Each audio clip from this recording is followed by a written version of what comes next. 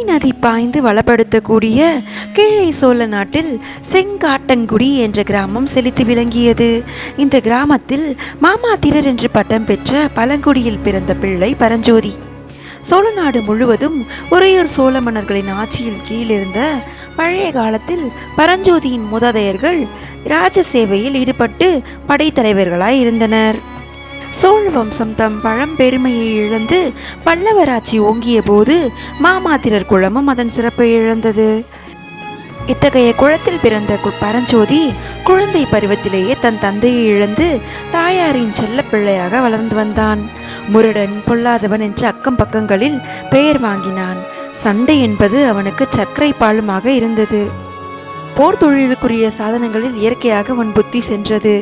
வீராதி வீரர்கள் என்று புகழ்பெற்ற அவனுடைய மூதாதையர்களின் வீர ரத்தம் பரஞ்சோதியின் தேகத்தில் அலை மோதிக்கொண்டு ஓடியது. கத்தி விளையாட்டு, மல்யுத்தம், வேல் எறிதல் ஆகியவற்றில் அவன் அதிவிரைவாக தேர்ச்சி பெற்றான். பரஞ்சோதியின் தாயார் வடிவழகி அம்மை தன் ஏக புத்திரன் மீது உயிரையே வைத்திருந்தாள். ஆனாலும் பரஞ்சோதியின் முரட்டு காரியங்கள் அவளுக்கு பெரிதும் கவலையை அளித்தன. அந்த மூதாட்டி சிவபக்தி செலுத்துவதிலும் கலை செல்வத்திலும் சிறந்த குடும்பத்திலே பிறந்தவள். அவருடைய தமையனார் திருவெண்காட்டுப்பதியில் புகழுடன் வசித்த மருத்துவர் சிவநேச செல்வர். தெய்வ தமிழ் மொழியை நன்கு பயின்றிருந்ததோடு வடமொழியிலும் அவர் புலமை பெற்று விளங்கினார்.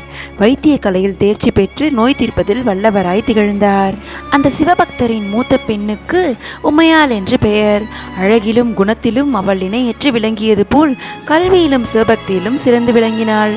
இந்த பெண்ணை தன் மகனுக்கு மனம் முடித்து வைக்க வேண்டும் என்று பரஞ்சோதியின் அன்னை தன் உள்ளத்தில் ஆசை கொண்டிருந்தார். ஆனால் நிறைவேறுமா என்ற சந்தேகமும் கவலையும் அவர்களுடைய உள்ளத்தில் குடிக்கொண்டிருந்தன.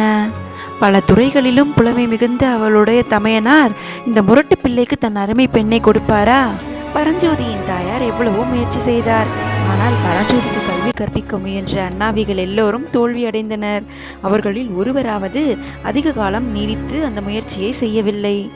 ஒவ்வொருவரும் சில காலம் முயன்று பார்த்த பிறகு அந்த மூதாட்டியிடம் வந்து, அம்மா, உங்கள் புதல்வன் வெகு புத்திசாலி.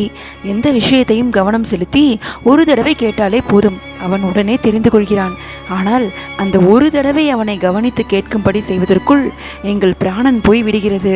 அவனுக்கு பாடம் சொல்லி கொடுக்கும் சக்தி எங்களுக்கு இல்லை என்று சொல்லிவிட்டு போனார்கள்.